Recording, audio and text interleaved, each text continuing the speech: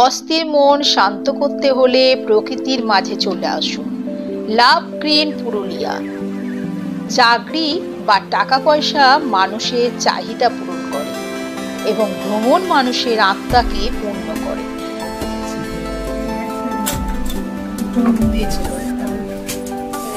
মরা জায়গায় জমা দেবো, জমা দিয়ে সামনে যে হোটেলটা রয়েছে ওই হোটেলে আমরা প্রোগ্রাম হবে, তাই আজকে আর রুম দিতে পারবেন না মহারাজ। Good morning. আজ হচ্ছে 3 মার্চ সানডে। আজকে আমরা রয়েছি অযোধ্যা পাহাড়ে। অযোধ্যা পাহাড়ে আমরা পরশু দিন এসেছি। কালকে সমস্ত কিছু গাড়ি নিয়ে ঘুরে দেখা হয়ে গেছে, সব তোমাদের ভিডিওতে দেওয়া আছে, দেখে নেবে। আজকে আমরা যাব ময়ূর পাহাড় দেখতে। ওই যে দেখতে পাচ্ছ ওটা হচ্ছে, এখান থেকেই দেখা যাচ্ছে ময়ূর পাহাড়। ওখানে যাব, ওখানে আজকে এই বেলাটা কাটাবো। আর এখানে আছে সাহিত্য সম্মেলন, সেটা এইখানে মানে এই ভারত সেবাশ্রমের যে প্রোগ্রামটা সেটাও আমরা আজকে দেখবো।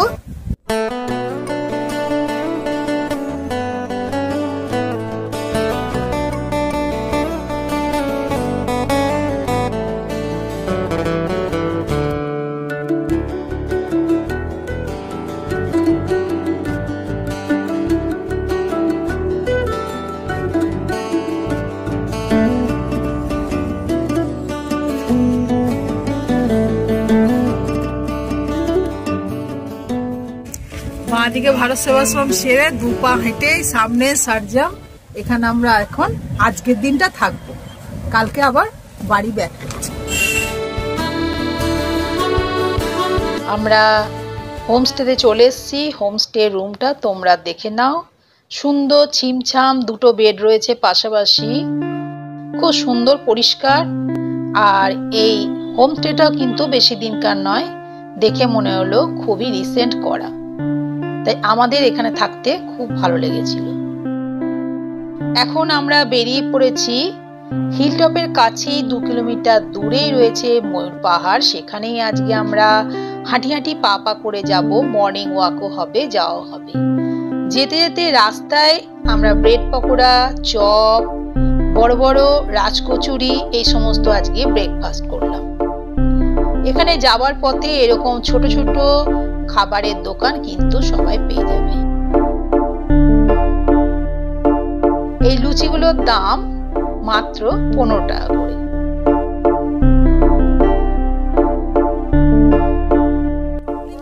দেখতে কি সুন্দর লাগছে না, লাল হলো। তুমি বললে তো আদা তো খেয়ে দেখি। এখানে আখের চাষ হয়েছে, দেখো কত আখ রাখা রয়েছে এখানে। চলে এসেছি আমরা ময়ূর পাহাড়ে। একটু হেঁটে গেলেই উপরে উঠেই পাবো আমরা পাহাড়।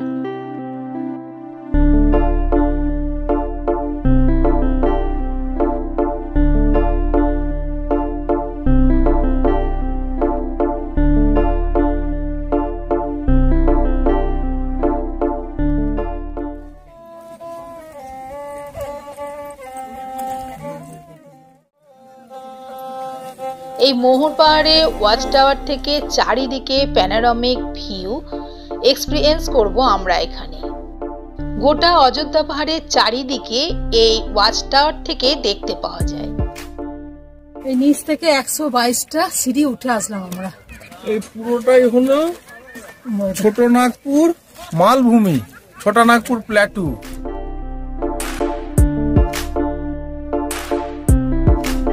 পুরুলিয়া বেড়াতে এসে অযোধ্যা পাহাড়ের কথা সবাই জানে। এই সুবিশাল পাহাড়ের পটভূমিতে ছড়িয়ে রয়েছে নানান বৈচিত্র্য,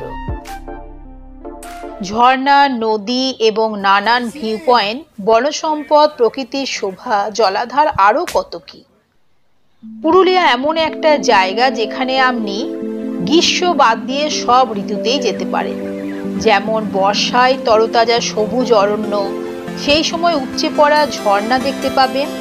শরৎকালে আনাচে কানাচে কাশফুলের মেলা, পরিষ্কার আকাশ, এই সময় মেঘেদের খেলা, তুলো তুলো মেঘ, আকাশে বাতাসে পুজো পুজো গন্ধ। ওয়াচ টাওয়ারের টপে আমরা দাঁড়িয়ে আছি না, এটা সত্যি এখানে খুব ভালো লাগছে ওয়াচ টাওয়ারটা। শরৎকালের পরেই হেমন্তকাল, যখন ঠান্ডা ঠান্ডা হালকা হালকা আগমন শীতের। ভ্রমণ পিপাসুদের কাছে একটা আদর্শ সময়। পুজোর ছুটির পরেই এই সময় অনেকেই চলে আসে এখানে। আর শীতকালে তো কোনো কথাই হবে না। এই সময় ভরা মরশুম, এই সময় আগে হোটেল অবশ্যই বুক করে নেবেন, কারণ এই সময় খেজুর রস, খেজুর গুড় এখানে পাওয়া যায়, সেটা পর্যটকদের কাছে বাড়তি প্রাপ্তি। শীত ফুরিয়েই বসন্তকাল, পাতা ঝরা, গাছের কচি কচি নবযৌবন, বসন্তের আগমন, পলাশ ফুল চারিদিকে একেবারে লাল হয়ে থাকে। এই সময় বসন্ত উৎসবে মেতে ওঠে। মোরপাহাড়ের কাছেই ফেরার পথে চোখে পড়ল আরণ্যক রামকৃষ্ণ গ্রিন কলেজ। এটা গ্রিন কলেজ একটা এমনি আমাদের যেটা নরেন্দ্রপুর রামকৃষ্ণ মিশন আছেন না। আচ্ছা, ওটা কি কলেজ হয়ে গেছে? ওখানে তো কলেজ সবই আছে ওখানে। এখানে শিক্ষার্থীদের হস্তশিল্প শিখিয়ে স্বনির্ভর করা হয়। খুব সুন্দর পরিবেশ, সুন্দর সুন্দর ফুলে ফলে সাজানো এই প্রাঙ্গণ।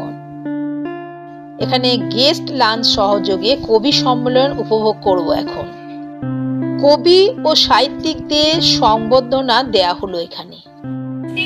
সকলকে জানাই বাসন্তিক শুভেচ্ছা। আমি কাকলি। আমরা এখানে অযোধ্যা হিল টপে এসেছি এবং যার আহ্বানে আমার আসা, সেই বংশীধর ভাইকে জানাই আমার আন্তরিক শ্রদ্ধা এবং কবির ঘরের শ্রীবৃদ্ধি কামনা করে আমি আমার লেখা কবিতা শুরু করছি। আমার লেখা কবিতার প্রেক্ষাপট হচ্ছে, ধরুন আপনারা অযোধ্যা পাহাড়ের হিল টপে এসেছেন, পাহাড়, কিন্তু মানুষের লোভ পাহাড়কেও নিশ্চিহ্ন করে দেয়।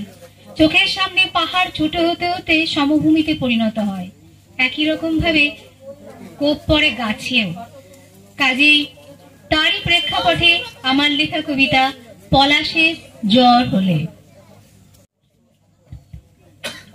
সকালে উঠে অবাক চোখে পলাশ গাছগুলো দেখলো সামনের দূরের পাহাড়টা আর নেই। একটু একটু করে মানুষের লোভে ছোট হচ্ছিল সে। সেদিন রাতে জ্বর এলো পলাশের। আজ সবার রঙে রং মেশাতে হবে। সোহাগ চাঁদ বদনি ধনি নাচ হতো দেখি, সোহাগ চাঁদ বদনি ধনি নাচ হতো দেখি। শুরু হলো এন্টারটেনমেন্ট প্রোগ্রাম। একে একে আবৃত্তি, নৃত্য, শ্রুতি নাটক, পুরুলিয়া ব্যান্ড ঝুমুর গান, ভারত সেবাশ্রম মহারাজের অযোধ্যা রামলালা প্রতিষ্ঠা নিয়ে টুসু গান পরিবেশন। এথা 12 মাসে লাগে আছে 13 রঙের মেলা রে, বড় রঙের পুরুলিয়া জেলা। কানের দুল গো, তোর কানের দুল আমি ফসল কাটে কিনে দিব, তোর কানের দুল আমি ফসল কাটে কিনে দিব, তোর কানের দুল।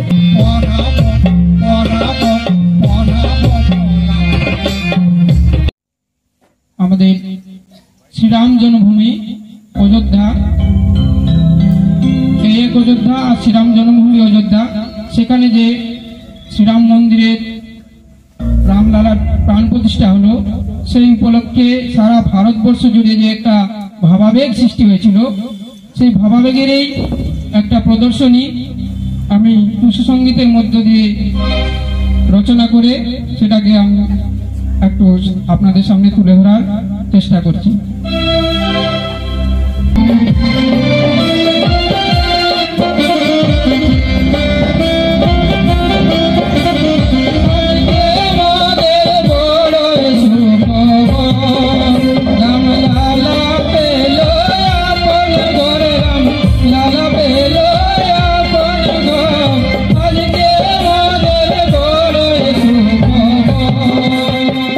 সব মিলিয়ে মন ছুঁয়ে গেল। আজ আমরা এই প্রোগ্রামে সামিল হতে পেরে গর্বিত ও উচ্ছ্বাসিত, কারণ বোনাস হিসেবে আমরা এই লোকাল ফাংশন দেখলাম। বোর হয়ে গেছি, বোর। তুই এই সকালবেলাতেই বোর হয়ে যাচ্ছিস? হ্যাঁ, কখন চান করে যায়, এখনো রেডি হয়নি। তুই চান করেছিস? কি নাম তোমার? কৃষ্ণেন্দু কোনার। কোন স্কুলে পড়ো? Saint Xavier's. কোন class? 3। Very good morning. Good morning. তোমার ক্লাস টিচারের কি নাম? রিনিমা পাল। এখন কোন ক্লাসে উঠবে? 4। Good morning. আজকে সোমবার। আজ আমরা পুরুলিয়া ছেড়ে যাচ্ছি বাড়ির পথে বর্ধমানের উদ্দেশ্যে। এখন আমরা 7:30টার বাসটা ধরবো। প্রথমে আমরা পুরুলিয়া স্টেশন যাব বাসে করে, তারপরে সেখান থেকে ট্রেনে করে যাব বর্ধমান।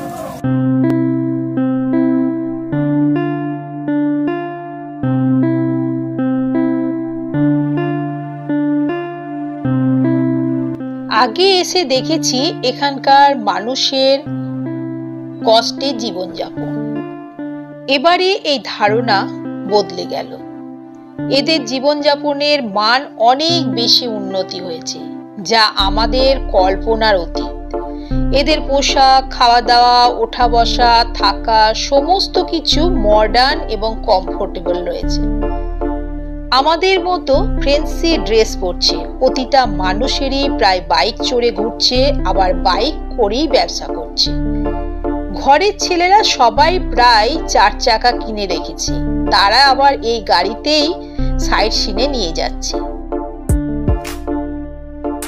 পাহাড় জঙ্গল ঝর্ণায় ভরা অযোধ্যা পাহাড়ে যেতে যেতে বা আস্তে আস্তে কংসাবতী নদী বা কাঁসাই নদী পড়বে। অযোধ্যা পাহাড়ে মোট 16টি স্পট রয়েছে। Lahariya Shiv Mandir, Kestobazar dam, lower dam, upper dam, Khairabera জলধার, অযোধ্যা হিলটপ যেটা ময়ূর পাহাড় রয়েছে এখানে, রাম মন্দির অযোধ্যা হিলটপে, কাঠের দুর্গা মন্দির, মুরগুড়া ড্যাম, মার্বেল লেক, বামনি ঝর্ণা, টুরগা ঝর্ণা, টুরগা ড্যাম, পাখি পাহাড়, মাঠা পাহাড়, পারডি ড্যাম, মুখোশ গ্রাম। এই 16টি ছাড়াও রয়েছে সুসাইড পয়েন্ট একটা। তো তোমরা এগুলোর মধ্যে সবই যেতে পারো, আবার নিজেদের চয়েস মতো যেতে পারো। সুসাইড পয়েন্টে বুনো হাতি আছে। রাস্তা খুবই খাড়ায়, তাই এখানে গেলে সকাল সকাল ঘুরে আসতে হবে।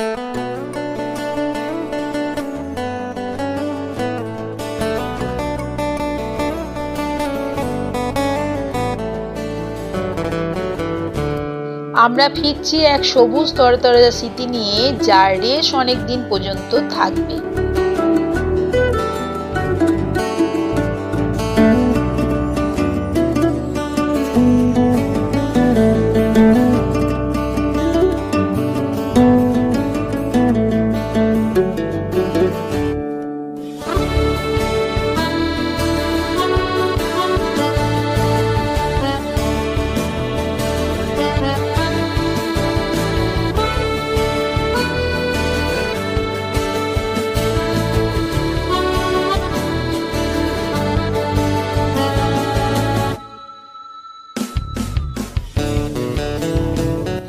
মনে বাজবে ঝুমুর গান আর টুসু গানের ছন্দ। ভিডিওটি নিশ্চয়ই ভালো লেগেছে, তাই শেয়ার করুন প্লিজ।